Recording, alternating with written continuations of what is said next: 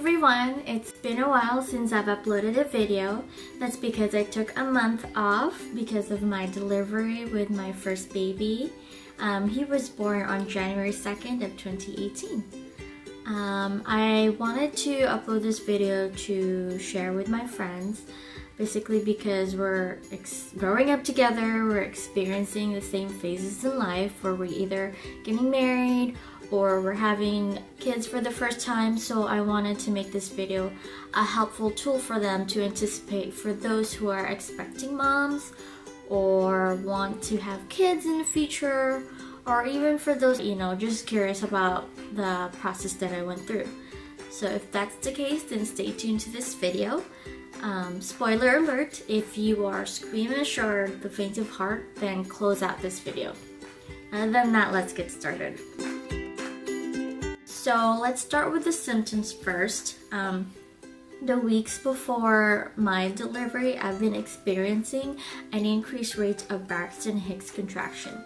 So basically, they're just the tightening of the abdomen, and they feel like menstrual cramps that comes and goes. They're supposed to gear your body for delivery or for labor, and the weeks before my delivery, Braxton Hicks had been ramping up. On Christmas Day, I've been experiencing lots of contractions. On top of that, I've also had lower back pains, and they've been increasing in intensity by the minute. So I thought I was going through labor, so I called the advice nurse at the hospital, and she said to time my contractions. And so I did. However, by the end of an hour, the contractions went away, and so I called her again, and the advice nurse had advised me that maybe it was just an intense type of Braxton Hicks. So that whole week I went about my usual routine, and I've been having the same contractions every day, but I haven't had the pain in my back. By New Year's Day, I woke up to leakage in my underwear. Unfortunately, I caught a cold on New Year's Eve, so I couldn't tell if that leakage was due to urine or if my water had broke. The thing was, the liquid was clear, so I really couldn't tell. So I called the advice nurse again at the hospital, and she told me to do a panty liner test. Basically, to check it every hour, and if it leaks again, then that means it's probably my water had broke. So I did that, and I noticed after 2 hours later, the panty liner was wet, but on top of that, I was spotting, so I was already bleeding. So the advice nurse had advised me to just come in and get me assessed at the hospital.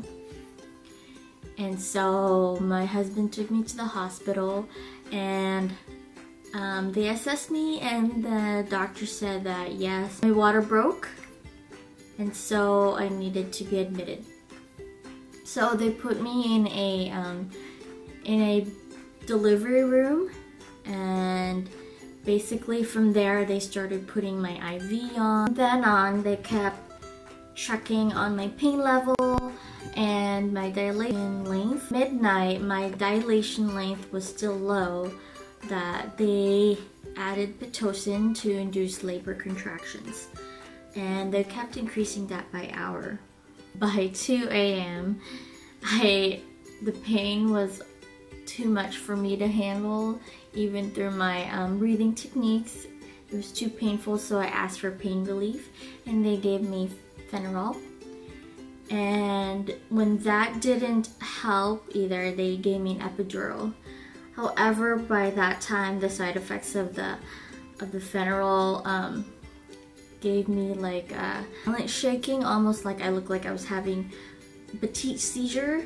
I was like, I think I was doing the Thriller dance. I was literally cannot control my body. I was just doing this. And so it was hard for them to give me the epidural, that the nurse had to hold my knees in front. However, I was still shaking, so they had to call other nurses to hold me down so I would be completely still for me to receive the epidural. Funny enough, my husband was asleep the whole time because so busy running errands throughout the whole day just to prepare me for the hospital.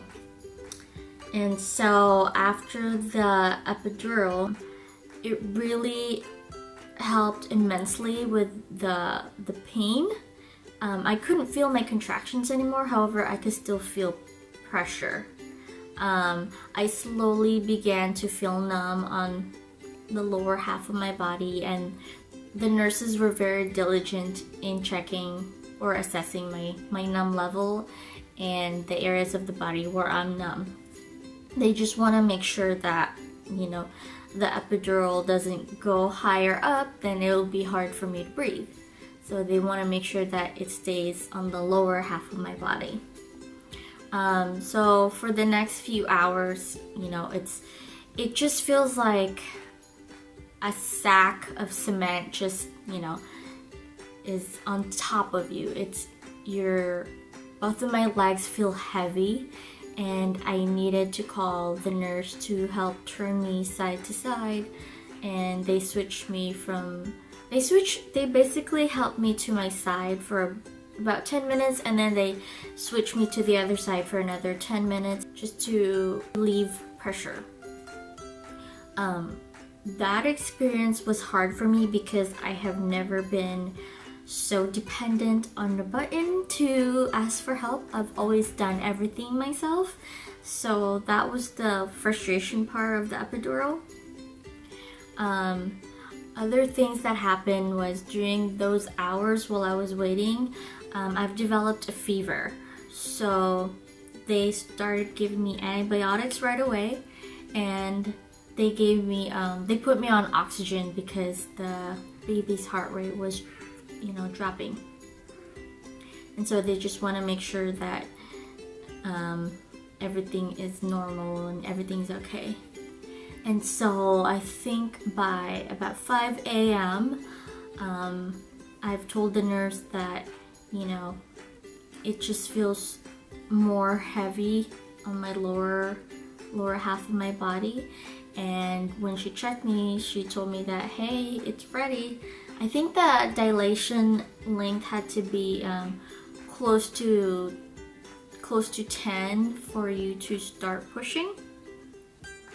And so by then we had to wake up my husband and told him that, hey, it's time to be pushing, wake up.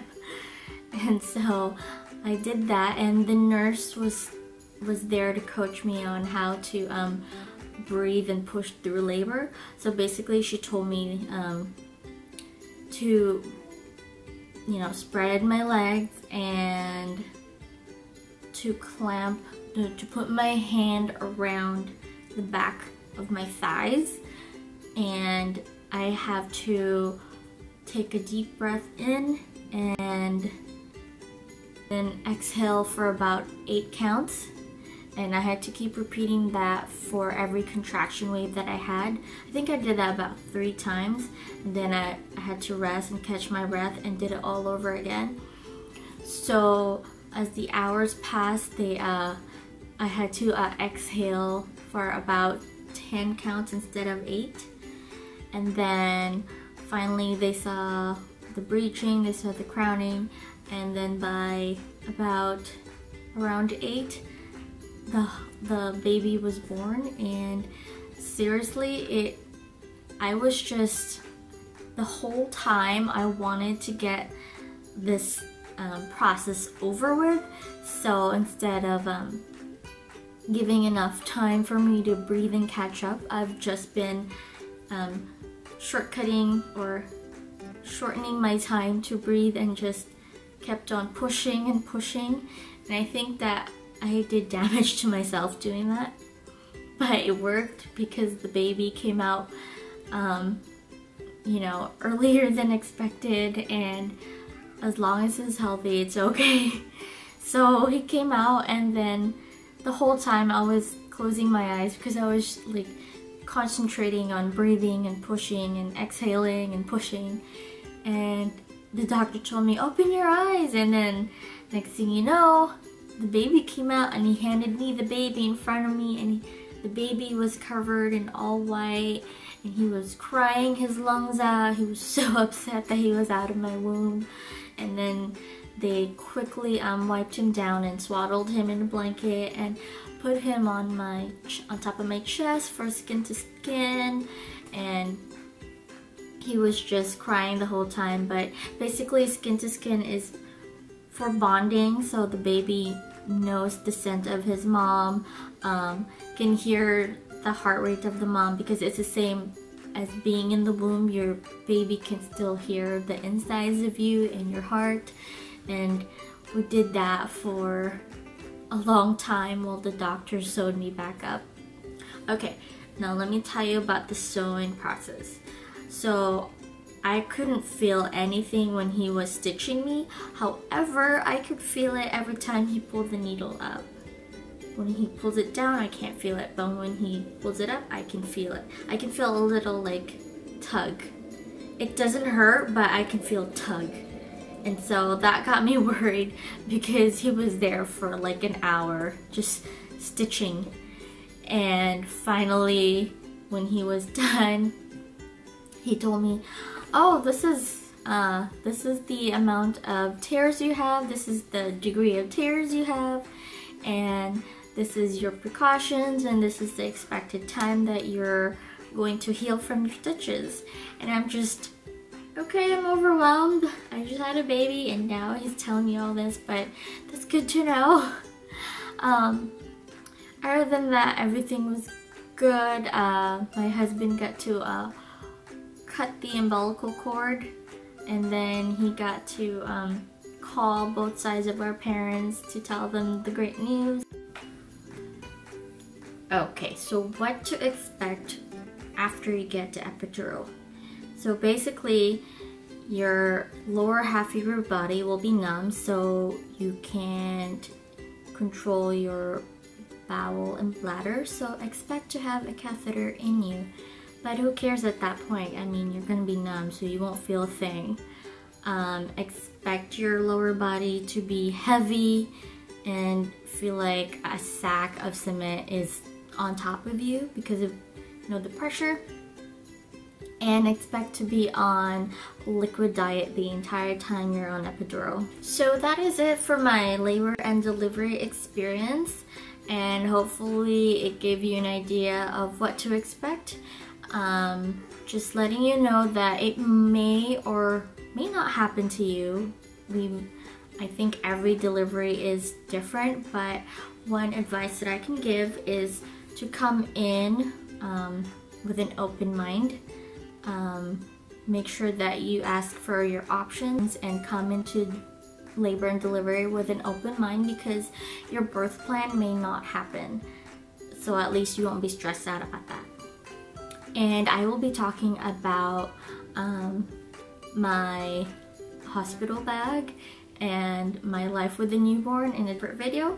So I hope this was helpful, and feel free to let me know if you have further questions. I'll see you in my next video.